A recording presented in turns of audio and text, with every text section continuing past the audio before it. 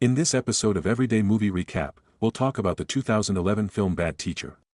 The film begins with images of children walking to school and spending time in class.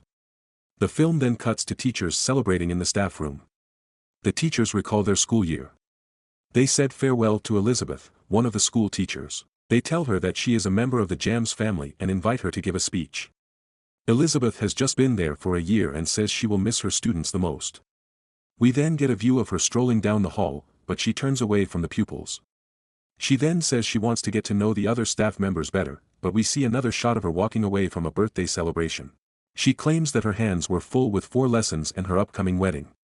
She goes on to remark that she doesn't need a blackboard or a classroom to set a good example. We later observe her smoking marijuana as she carelessly drives her car out of the parking lot, nearly colliding with a bus. As she drives away, she exclaims, "Adios, bitches." Elizabeth Halsey is essentially an unethical English teacher at Cook County's John Adams Middle School, popularly known as Jams. She uses filthy language and is selfish. She drinks a lot of alcohol, smokes marijuana, and watches movies while sleeping through class.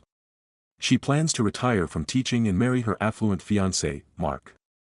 She arrives home and promises her fiancé that they'll have fun in bed, but she notices that her fiancé's mother is present. Mark informs her that she has spent $16,000 since they began dating. Mark's mother then inquires as to whether she is aware of Mark's birthday.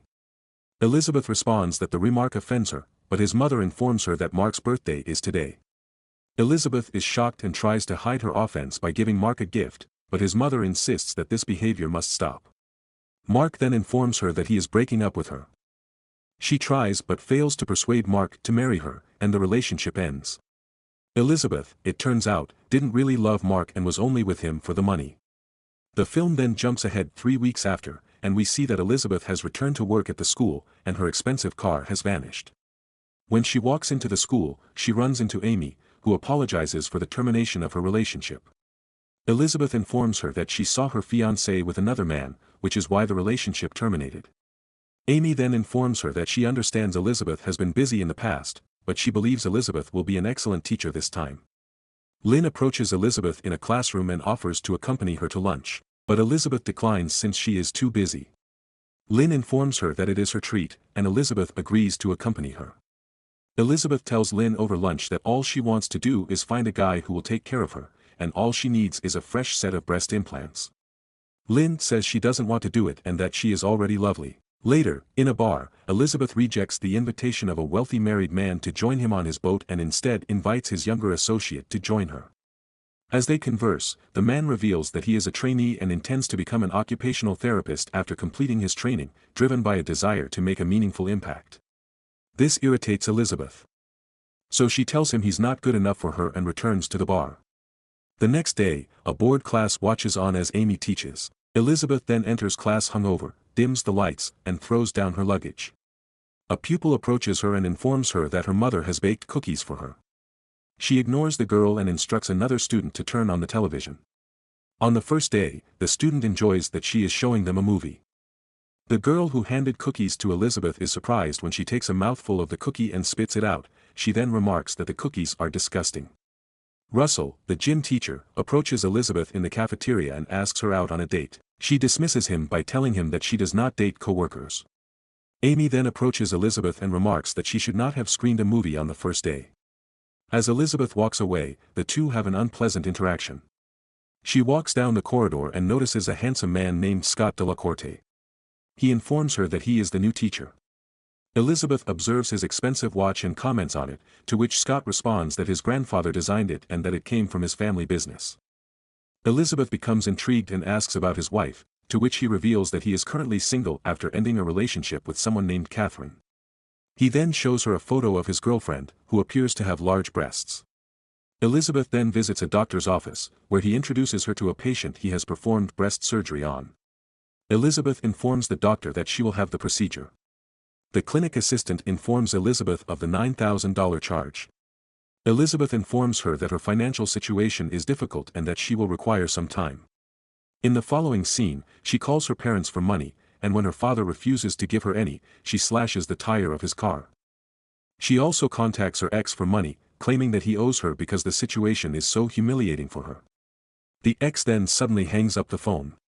After failing to ask for some financial help from her ex, her roommate appears and informs her that he may be a little behind on the month's rent.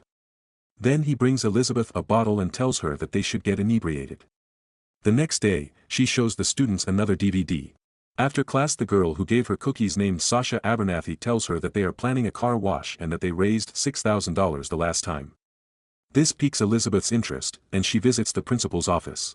She begins flirting with him, but he seems to be more interested in dolphins than in her. She then requests to supervise the 7th grade vehicle wash. However, she convinces the principal to let her despite Amy being assigned to do it. She dresses provocatively and begins cleaning the automobile at the car wash. All of the males continue to gaze at her, and a police officer even runs over a parked car. Scott then arrives on the scene in his Audi, and she attempts to ask him out on a date. But he declines. Elizabeth sits in a car at the end of the car wash and counts the money.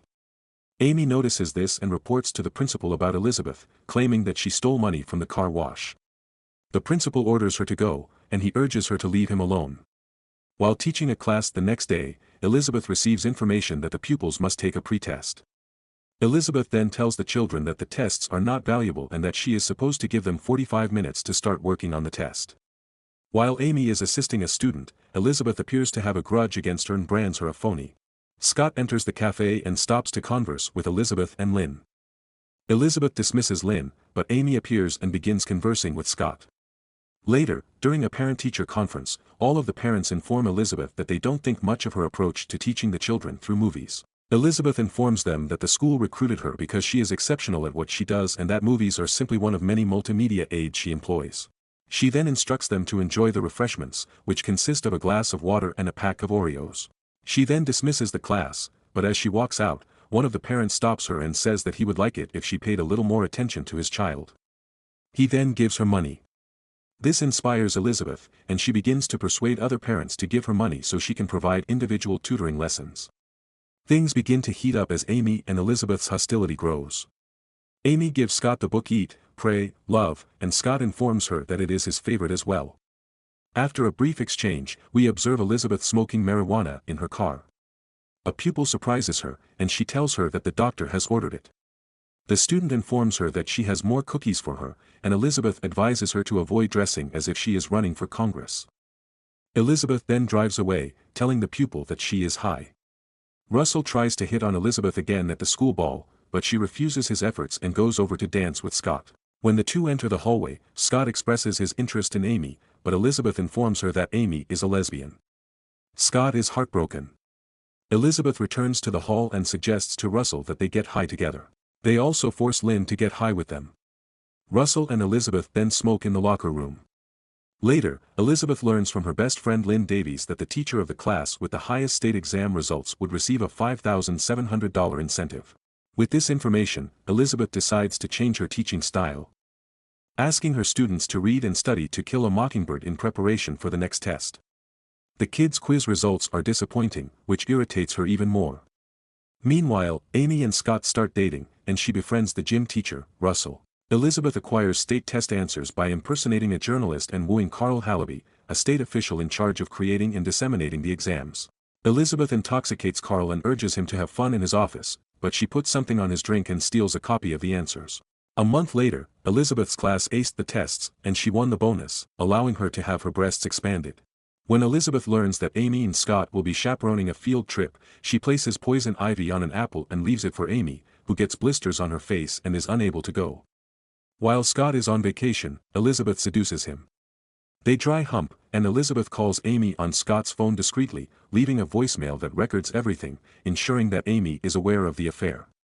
Elizabeth, on the other hand, finds Scott unsatisfactory. During a field trip, Garrett's classmates embarrass and mock him after he proclaims his unrequited love for a classmate named Chase. Following that, Elizabeth comforts him by telling him how she is too superficial to repay his love, which causes Elizabeth to reflect on her own superficiality. She helps Garrett by handing him her bra and telling everyone that she found him with a girl from another school doing a hand relief on him to stop the other kids from mocking him. Amy leaves the school and replaces Elizabeth's desk with her own in order to trick the janitor into unlocking Elizabeth's locked drawer. Amy discovers Elizabeth's masquerade as a journalist, as well as the practice test, which leads her to suspect she cheated on the state exam. Amy informs the principal and persuades Carl to testify against her. Elizabeth, on the other hand, used unflattering photographs of Carl while he was unconscious to blackmail him into admitting she was innocent, with the help of her roommate Kirk. Amy accuses Elizabeth of drug use after she fails to expose her dishonesty on the basis of a student tip. When the cops arrive and use their sniffer dog to search the school, they find Elizabeth's little liquor bottles, marijuana, and OxyContin tablets in Amy's classroom, hidden in a concealed compartment on Amy's desk, which Elizabeth politely points out to the cops. The superintendent transfers Amy to another county school at the end of the school year.